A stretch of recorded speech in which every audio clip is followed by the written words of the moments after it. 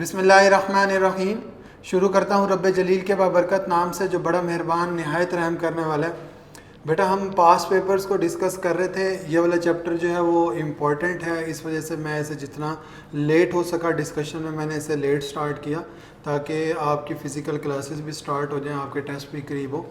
Chapter number 15 में MCQs का portion जो है वो यहाँ पर ज़्यादा दिया हुआ है। इस वजह से जितने मैक्सिमम MCQs जो है हम डिस्कस करेंगे पास पेपर्स के, उतना आपको पॉइंट्स क्लियर होंगे कि कौन से MCQs जो है वो कौन से पोर्शन में से MCQs ज़्यादा बनते हैं। तो स्मार्ट सिलेबस के मुताबिक हम चीज़ों को डिस्कस कर रहे हैं। सबसे पहला MCQ दिया हुआ है होम्योस्टेसिस की डेफिनेशन में से। तो डेफिनेशन है the protection of internal environment from the harms and fluctuations in the external environment is called as the.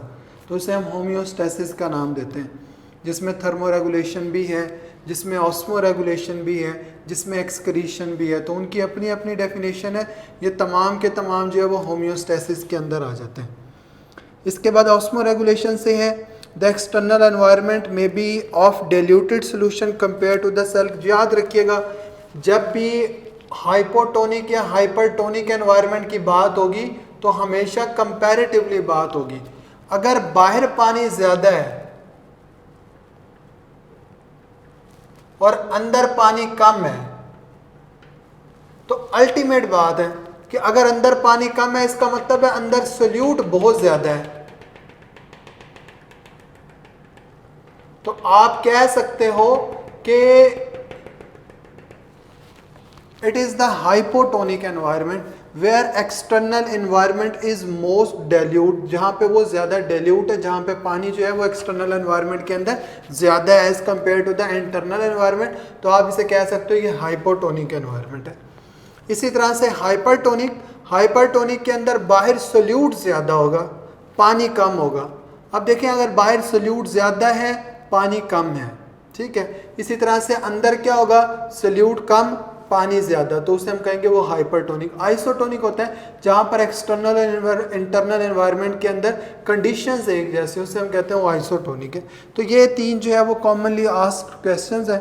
Next इसी से रिलेटेड है the more concentrated external environment is termed as, उसे हम हाइपरटोनिक का नाम देंगे। नेक्स्ट है यूरिया साइकिल में से, ये इंपॉर्टेंट है, अक्सर यहाँ से MCQs आते हैं। In the urea cycle the detoxified form of ammonia is urea. तो आपने पढ़ा हुआ है कि यूरिया जो है वो अमोनिया की डिटॉक्सिफाइड फॉर्म है। अमोनिया जो होता है वो ज़्यादा टॉक्सिक होता है, उसे लेस टॉक्सिक के अंदर कन्वर्ट किया जाता है।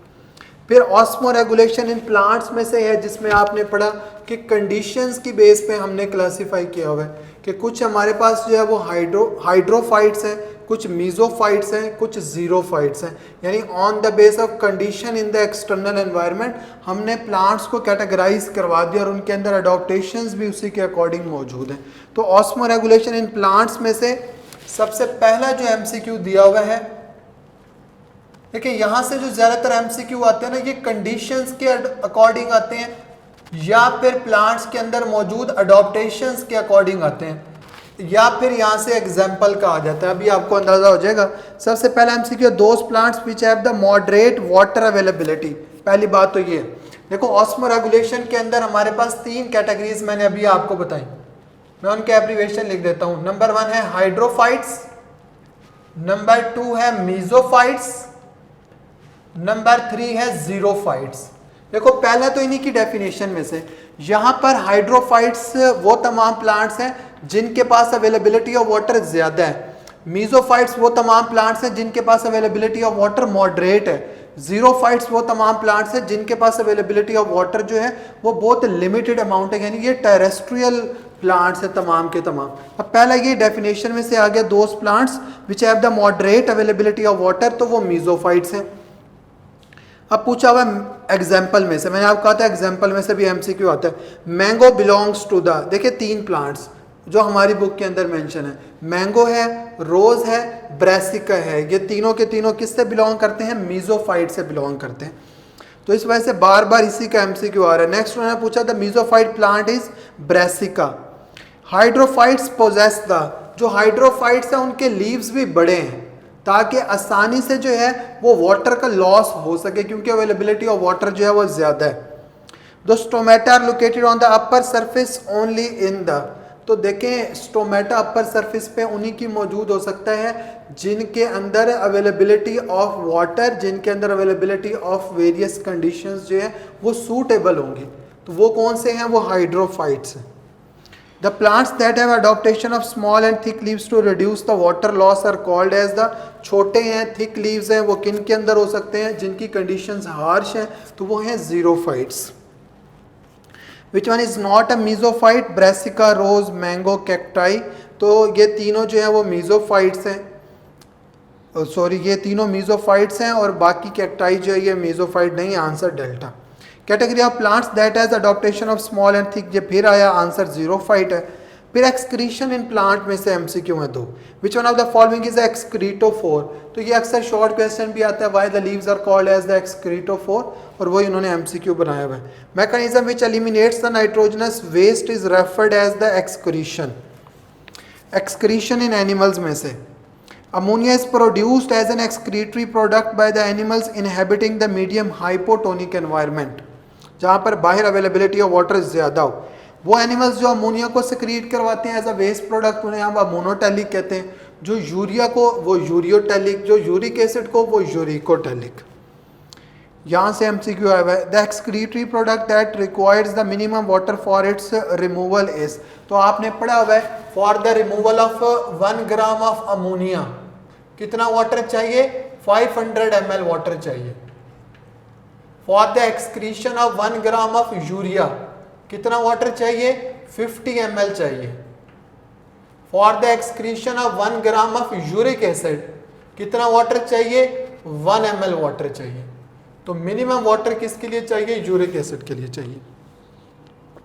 Uric acid is produced from the metabolism of nucleic acid.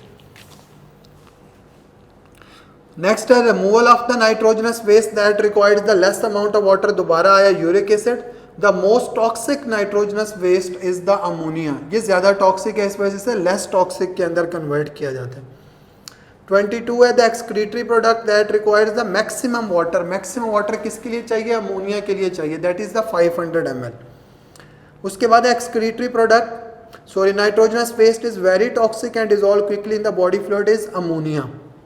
बार बार यही एमसीक्यू आ रहे हैं। उसके बाद ऑस्मो रेगुलेशन इन एनिमल्स में से हैं, fresh water protozoans pump out express water by the contractile vacuole. Anhydrobiosis refers to tolerate the dehydration. Animals that do not require adjusting their internal osmotic activity are known as the osmoconformers. Next हमारे पास है contractile vacuoles are found in the fresh water protozoan. उसके बाद excretory organs liver में से 3 से 4 MCQ यहाँ में से। Major homeostatic function of liver is the storage of, liver store किस किस चीज को कर रहा होता है? ग्लाइकोजन को और आयरन को। आयरन कहां से प्रोड्यूस हो रही है? आपने पढ़ा कि जब डिग्रेडेशन ऑफ हीमोग्लोबिन हो रही है तो आयरन को स्टोर भी इसलिए किया जाता है। तो major homeostatic function of liver is the storage of. Next दोबारा पूछा गया, ऑप्शंस में आयरन दिया हुआ तो आयरन ठीक है। Arginine is split by arginase to form the urea and the precursor of, तो आपने पढ़ा हुआ है प्रिकर्सर कौन सा होता है? ऑर्निथीन। ये ऑर्निथीन क्या करता है? ये ऑर्निथीन जो होता है वो अमोनिया और कार्बन डाइऑक्साइड के साथ कंबाइन करता है और आगे क्या बना देता है? सिट्रोलीन बना देता है। तो यही उन्होंने एमसीक्यू में पूछा हुआ है।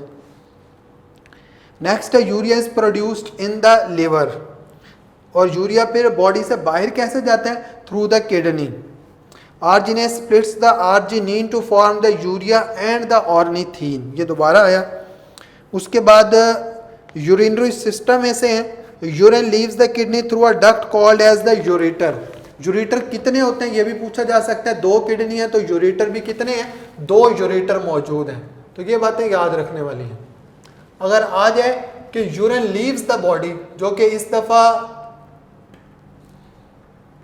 आपके एमसीक्यू में आया हुआ भी था, अगर आपका स्टैंड अप एग्जाम्स हो चुका है, तो urine leaves the body through the urethra.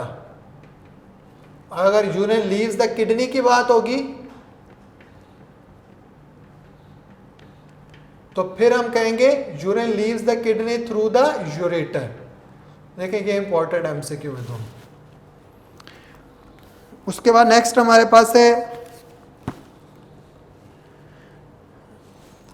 Blood supply to kidneys from each cardiac beat is 20%. Mammalian kidney including the human is adopted to conserve the water up to 99.5% water conserve करते हैं. All the collecting tubules of the human kidney finally discharge into the pelvis. तो जो pelvis है यहां से urine किधर जाता है? आप कह सकते हो कि pelvis से आगे हाइलस से होता हुआ यूरेटर में आता है, यूरेटर से ब्लैडर में, ब्लैडर से यूरेथ्रा और फिर बॉडी के बाहर. नेक्स्ट हमारे पास है a pair of kidney consist of millions of the functional units known as the nephrons. In the juxtamedullary nephrons additional capillaries extend down to form a loop of vessels called as the vasa recta. देखिए ये जो nephrons वाला topic है ना, इसे आपने safe and पे रहते हुए प्रिपेयर करना है.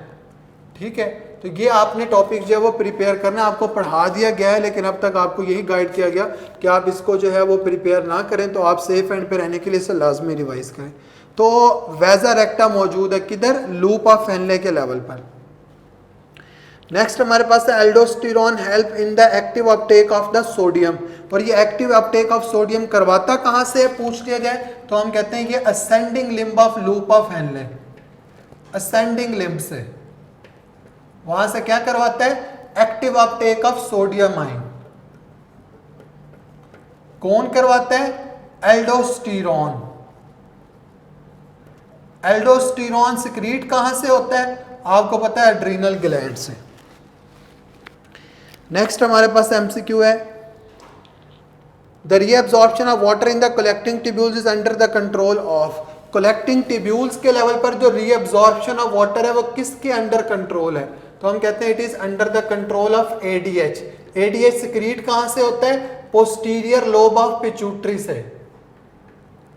पोस्टीरियर लोब ऑफ पिट्यूटरी से ये सिक्रीट करते हैं. आके एक्ट किधर करता है? कलेक्टिंग ट्यूब्यूल्स के ऊपर. और कलेक्टिंग ट्यूब्यूल्स के ऊपर एक्ट करके करता क्या है? इसे हम कहते हैं it is involve in the reabsorption of water, और ये भी एक्टिवली अपटेक करवा रहा होता है. नेक्स्ट हमारे पास है glomerular filtrate are reabsorbed in the. तो हम कहते हैं कि ये कहां पर रीअब्जॉर्ब हो जाता है? ये रीअब्जॉर्ब होता है पीसीटी के लेवल पर, proximal convoluted tubule. In each nephron inner end form a cup shape swelling called as the Bowman's capsule. Kidney problems में से high degree of renal failure is called as uremia, और ये इस दफा MCQ आया हुआ भी था आपके स्टैंड अप एग्जाम्स में. The incidence of calcium oxalate type stones are the 70%, और ये 4 दफा रिपीट हो चुका है पास पेपर्स में.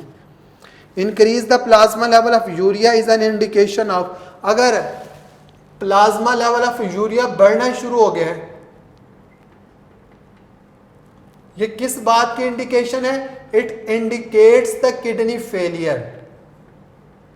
किडनी फेलियर की इंडिकेशन है, क्योंकि किडनी का काम क्या है? यूरिया को रिमूव करवाना. अगर यूरिया रिमूव नहीं हो रहा बल्कि हमारे ब्लड के अंदर कंजर्व हो रहा है, इसका मतलब है किडनी ठीक से काम नहीं कर रहा. Abdomen has the peritoneal cavity lined by a thin epithelium called as the peritoneum. Next non surgical removal of kidney stone is called as the lithotripsy. Non surgically अगर आप रिमूव करवा रहे हैं. High level of circulating calcium in the blood is called as the hypercalcemia. उसके बाद है which animal is not a poikilotherm. उसके अंदर आंसर जो है वो पैरट गिवन ऑप्शंस में, क्योंकि बर्ड की कैटेगरी में. Lizard bask in the sun to gain the heat. The animals that generate their own body heat through the heat production as a byproduct during the metabolism are called as the endotherms. आपने पढ़ी हैं 3 categories, endotherm, एक्टोथर्म्स और heterotherms की. Most land mammals respond to cold by raising their furs. इसी तरह से next MCQ और most important है which is not an endotherm, और ये है बर्ड. और फिर हमारे पास ना बैट में से भी अक्सर एमसीक्यू आ जाता है कि बैट को आप किसके अंदर इंक्लूड करवाते हैं, तो वो आपको पता है इंक्लूड आप इसे हेट्रोथर्म के अंदर. हमिंग बर्ड्स और बैट जो है वो हेट्रोथर्म्स की कैटेगरी में. कुछ पायरेक्सिया में से एमसीक्यू है। During the infection pyrogens are produce in the human body by the white blood cells. The chemical substance responsible for raising the human body temperature are the pyrogens. Detection and the changing signaling of for the effector response to control the system is called as the feedback mechanism. Aldosterone is involved in the active uptake of sodium from the ascending limb of loop of Henle. तो ये कुछ MCQs यहाँ से given है। Short questions मैं आपको 23 से बता देता हूँ क्योंकि ये आपको चैप्टर जो है वो अच्छे से पढ़ाया हुआ था और इसमें से शॉर्ट क्वेश्चंस भी आपको बताए हुए हैं, डिफरेंस के नोट्स भी दिए हुए हैं। तो यहाँ पर ऑस्मो रेगुलेशन और थर्मो रेगुलेशन का डिफरेंस पूछा जा सकता है। होम्योस्टेसिस को डिफाइन कर दें। हाइपोटोनिक सोल्यूशन क्या होता है, हाइपरटोनिक सोल्यूशन क्या होता है। फिर इसके अंदर आप प्लांट के अंदर अडॉप्टेशन लिख देंगे कि प्लांट के अंदर हाइपोटोनिक एनवायरनमेंट में क्या होगा, हाइपरटोनिक एनवायरनमेंट में क्या होगा, आपके डिफरेंस जो है वो बढ़ जाएंगे। हाइड्रोफाइट्स और मीजोफाइट्स का डिफरेंस लिख दें आप, इनमें एग्जाम्पल भी लिख देंगे, कंडीशंस लिख देंगे, लीफ की अडॉप्टेशंस लिख देंगे, प्लांट अडॉप्टेशन लिखेंगे, आपके डिफरेंस पूरे हो जाएंगे। और ये जो टॉपिक है ना, ये लॉन्ग क्वेश्चन के हवाले से भी इंपॉर्टेंट है और साथ ही शॉर्ट क्वेश्चन के हवाले से भी पूछ लिया जाता है। What are the various adaptations present in the plants living in the living in the excess supply of the water, या फिर living in the moderate supply of water, या living in the limited supply of water, या फिर सीधा सीधा आ सकता है कि what are the xerophytes, what are the hydrophytes and what are the mesophytes. तो ये दोनों तरह से शॉर्ट क्वेश्चन आ सकता है। ऑस्मो कन्फॉर्मर, ऑस्मो रेगुलेटर, जब जब आपका टेस्ट हुआ ये शॉर्ट क्वेश्चन डिफरेंस की फॉर्म में लाजमी आता है, तो ये बहुत इंपॉर्टेंट है और आपको इसकी एग्जांपल्स डिफरेंसेस कंप्लीट लिखवाए हुए हैं। एनहाइड्रोबायोसिस क्या होता है और आप इसकी एग्जांपल्स लिख दें तो आप इसके अंदर कैंगरू रैट वाली एग्जांपल लिख सकते हो बेटा। Discuss the process of osmoregulation in the mesophytes, उसके बाद है excretion in the plants. Excretion in plants में why the leaves are called as the excretophore, और ये मोस्ट इंपॉर्टेंट है। उसके बाद पूछा हुआ है कि यूरियोटेलिक क्या होते हैं, यूरिकोटेलिक क्या होते हैं, what are the different metabolical waste in the humans, तो वो उसकी पूरी लिस्ट दी है, वो आपने लिखने हैं। एक्सक्रीटरी ऑर्गन्स, लिवर, इसके जितनी भी हेडिंग्स बनी हुई हैं ये शॉर्ट क्वेश्चन में आ सकता है। What is the urea cycle, ये इंपॉर्टेंट शॉर्ट क्वेश्चन है। यूरिनरी सिस्टम में से अगर नेफ्रॉन्स के टॉपिक में से शॉर्ट क्वेश्चन है तो कॉर्टिकल और जक्स्टामेडुलरी नेफ्रॉन, आपको डिफरेंस वाले शॉर्ट क्वेश्चन में ये मिला हुआ है। इसी तरह से what are the various functions of nephron, उसके अंदर वो फंक्शन बताए हुए हैं, उसमें सिक्रीशन है, रीअब्जॉर्प्शन है, वो फंक्शंस आपने लिखने हैं। किडनी प्रॉब्लम्स में से रीनल फेलियर के बारे में पूछा हुआ है, पेरिटोनियल डायलिसिस, हीमोडायलिसिस, लिथोट्रिप्सी क्या होती है, डायलिसिस है क्या, और फिर एक्टोथर्म एंडोथर्म का डिफरेंस क्या होता है, शिवरिंग नॉन शिवरिंग थर्मोजेनेसिस क्या होती है, ये कुछ इंपॉर्टेंट है। पायरेक्सिया क्या होता है, तो ये कुछ इंपॉर्टेंट शॉर्ट हैं जो इस चैप्टर में से पूछे हुए हैं, क्योंकि ये चैप्टर आपको डिटेल से पढ़ाया हुआ था, इस वजह से मैंने जो फोकस किया ज़्यादा वो MCQs के ऊपर किया, ताकि आपको अंदाज़ा हो कि MCQs जो है वो कौन से टॉपिक्स में से ज़्यादा बार बार रिपीट हो रहे हैं। उम्मीद करता हूँ आपको ये डिस्कशन समझ आई होगी। जो भी बात आपको समझनी है या व्हाट्सएप ग्रुप डिस्कशन में पूछ सकते हैं। अपना खास ख्याल रखें। अल्लाह हाफ़िज़।